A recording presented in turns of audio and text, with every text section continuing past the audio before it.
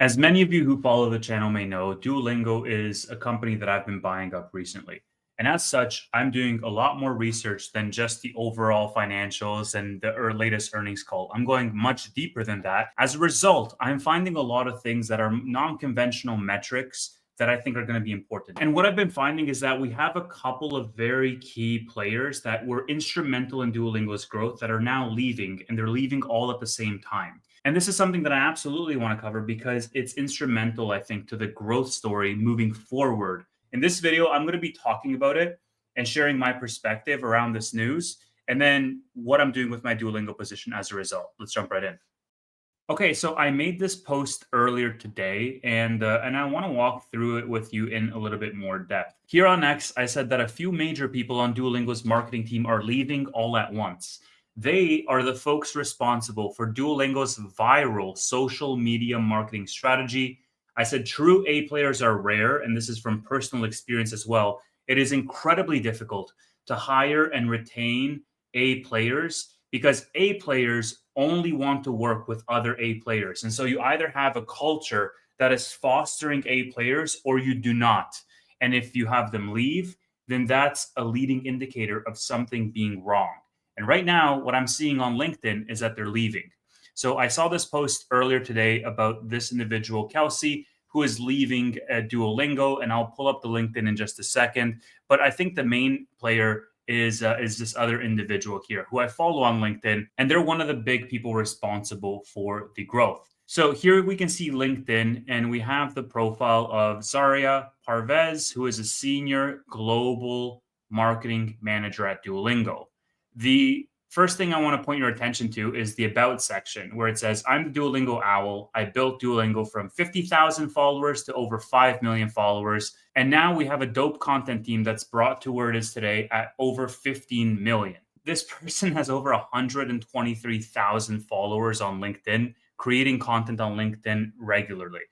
Here, this featured post said, at 22, I became Duolingo's first social hire, going from 0 to over 16 million followers meant learning how to build something real before the rules even existed. They just announced that they left Duolingo. And before I go to that post, I want to just walk through a little bit of their CV because I saw people commenting here that this is not an A player, that they're C players.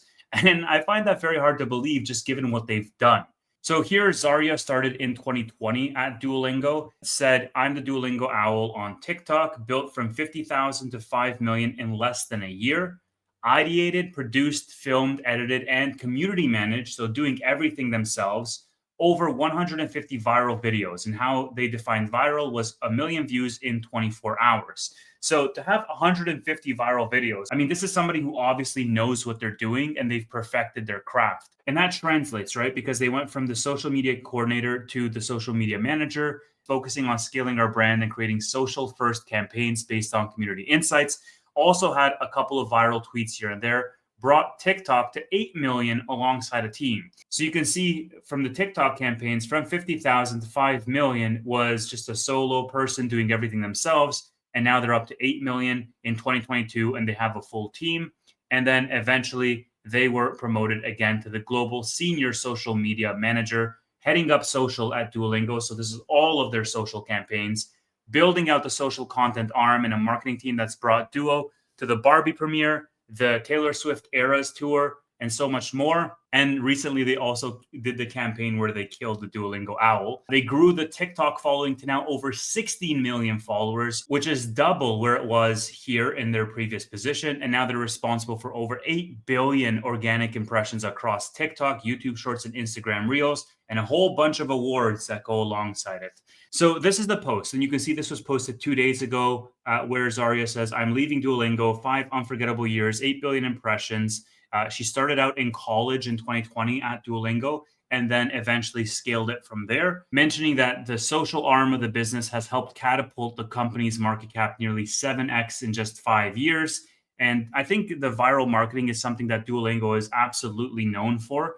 She says it's been a privilege working alongside a phenomenal team. And of course, there's something else coming. So we'll see where she ends up. Now, that in isolation, when I saw it yesterday, was a little bit of a surprise.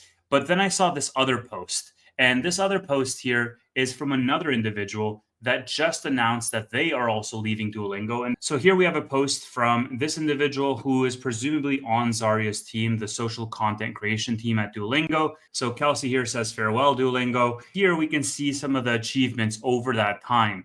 2.5 billion views across social, led the Charlie XCX concert activation, co-created Duolingo's death, the most viral moment ever with 1.7 billion impressions, scaled user-generated content as a growth engine, generated 85 million plus impressions, thousands of side quests, a whole lot of events, and they're off now as well. And so what does this mean? Well, these individuals are on the same team and they're leaving around the same time. They're dropping their announcements within days of each other.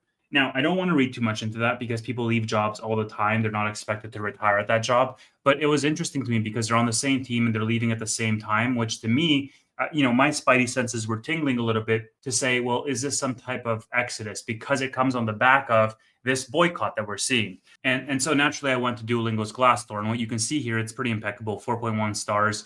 However, if you go down here, you can see that some of the reviews. And so here you have a 3 stars saying it's decent for freelancers. Cons, AI is taking over and freelance is dying. And as I go through some of these reviews, it's interesting to see some trends that we're seeing. So here you see the AI taking over. Office 4 days a week, nothing special there. Culture can seem clicky, especially if you're not 100% into it. 3 stars here. Culture isn't what it seems from an anonymous employee. Says it's pretentious and clicky culture run by weird power dynamics and gossip. Here's another one that says the culture is cliquish.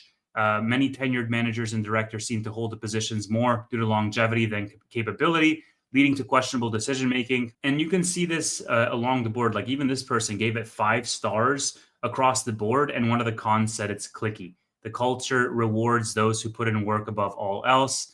Lack of work-life balance, expectation to wildly vary between teams, high burnout rate, insufficient leadership resources, so on and so forth. And I think one of the takeaways here is to look at metrics that are not necessarily found on an income statement or a balance sheet like Glassdoor and like LinkedIn to see some posts around who are the individuals behind the brand and behind those viral marketing campaigns.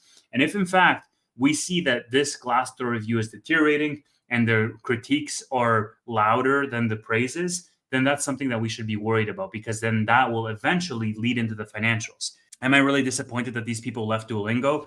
I think it's difficult to find great players, but I also think Duolingo at this point in its growth story is sufficiently resourced to find tenured individuals who have equally impressive careers and resumes to fill those gaps that these individuals left. I don't think it's a big deal, but it's something that I'm looking out for, especially because those are people who have been instrumental in the prior stages. And it's not a foregone conclusion that they're always going to stay. But when those people start to leave at the same time, you have to start doing some more homework around why might that be the case and who is the company going to replace them with and how might that replace the culture. Obviously, we don't have enough data points to make a full assessment because all of these news is breaking every single day. We're seeing more people posting that they're leaving the company. We don't really know what goes on behind closed doors because we're just outsiders looking in. But I think the point to be made is that it comes at a really difficult time when you're seeing these boycotts and you're seeing TikTok start for the first time to lose followers as opposed to gain followers.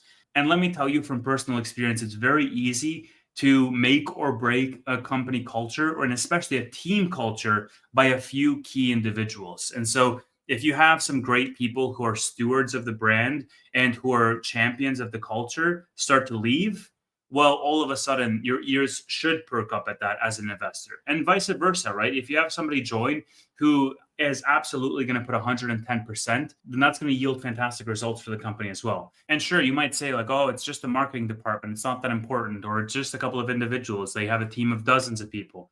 But these were the people who built the brand from scratch to be where it is today. It's almost like, if you're invested in SoFi, if Lauren Stafford Webb leaves, does it really matter? Some of you might not even know who that is. And then from there, asking yourself, well, will the direction really change if those people leave?